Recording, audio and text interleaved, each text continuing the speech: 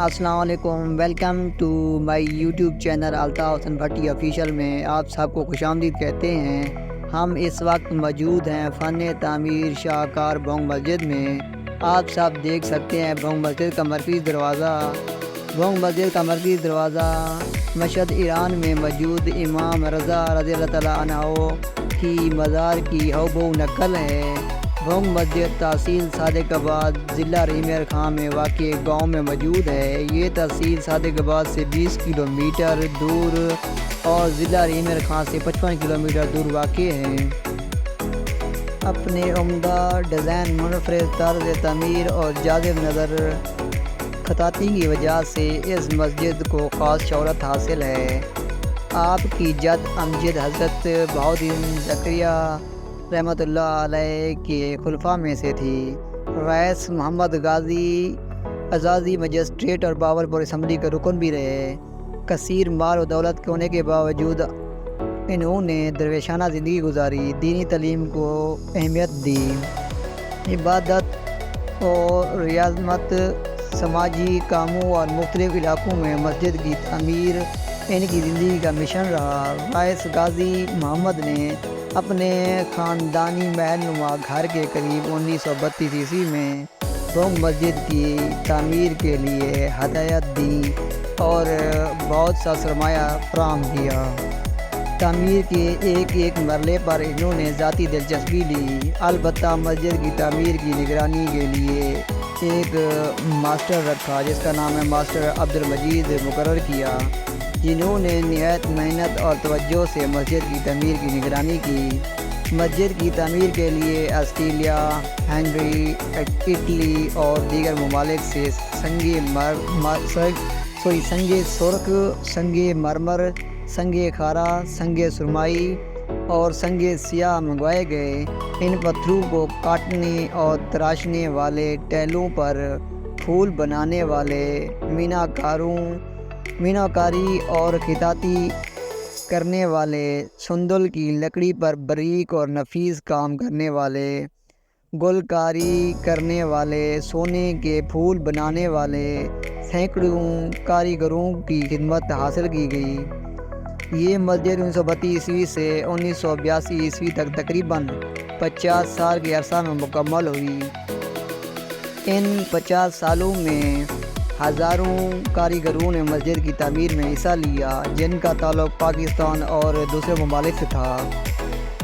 مسجد کی تعمیر کے دوران کئی کاریگر عمر رسیدہ ہو گئے، یعنی کہ بوڑھے ہو گئے، کئی انتقال کر گئے۔ ان کے بیٹوں اور بعض کے پوتوں نے یہ ذمہ داری سنبھالی۔ یوں 3 نسلوں نے اس مسجد کی تعمیر میں حصہ لیا۔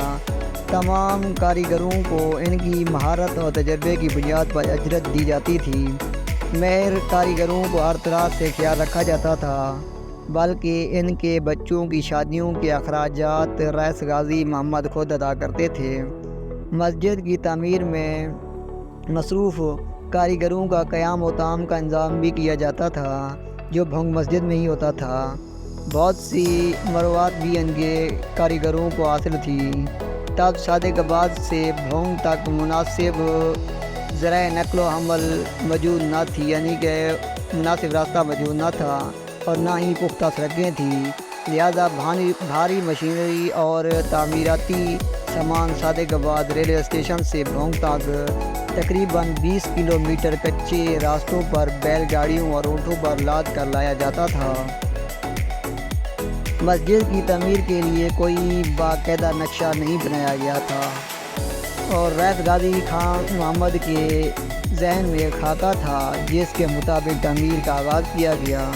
رئیس غازی محمد مختلف ممالک میں جاتے، وہاں کی مساجد دیکھتے اور جو چیز پسند آ جاتی ہے اس کے مطابق مسجد کی تعمیر میں تبدیل کروا دیتے۔ اس طرح مسجد کے ڈیزائن میں کئی بار تبدیلی کی گئی، کئی حصوں کو دوبارہ بنایا گیا، نئے سرے سے تعمیر کیا گیا۔ 1950 عیسوی میں ایک نئے مسئلے کی نشاندہی ہوئی کہ سیم کی وجہ سے مسجد کی عمارت کو نقصان پہنچنے کا خطرہ تھا۔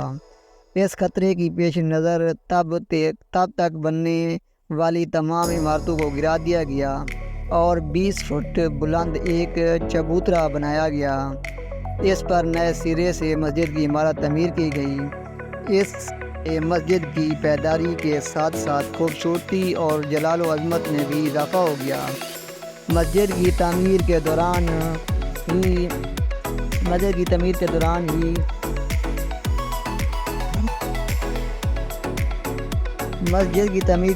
1975 عیسوی میں رئیس غازی محمد کا انتقال ہو گیا۔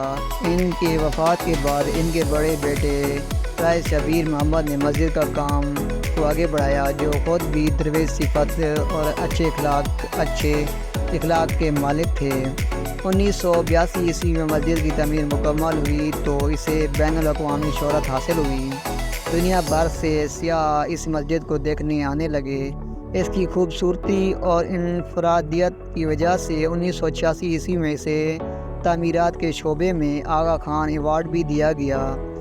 12 مئی 2004 کو حکومت پاکستان نے اس مسجد کی تصویر والا ڈاک ٹکٹ بھی جاری کر دیا۔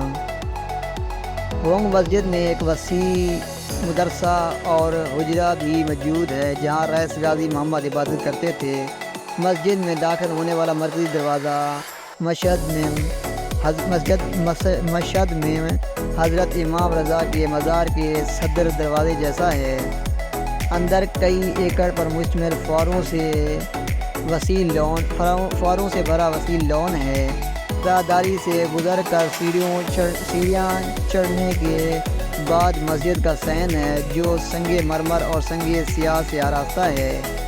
یہاں بیک وقت 2000 نمازی یعنی کہ نماز ادا کر سکتے ہیں۔ اس بڑے گنبد کے نیچے خواتین کے لیے نماز پڑھنے کی جگہ بھی ہے۔ یہ مسجد کے تمام دروازے ہاتھی کے دانت کے نفیس اور باریک کام سے معزز ہیں۔ مسجد کے برآمدے میں تقریباً 500 نمازی نماز ادا کر سکتے ہیں۔ یہ برآمدہ 18 ستونوں پر مشتمل ہے۔ ہر ستون ایک ہی جیسے قدرتی رنگ پر مشتمل 8 فٹ بلند ہے۔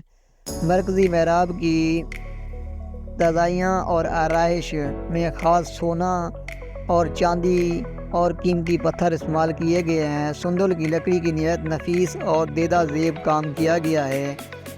دلکش نقش و نگار، خوبصورت گلکاری اور منفرد ڈیزائن پر مشتمل یہ مسجد سیاحوں کو حیرت زدہ کر دیتی ہے۔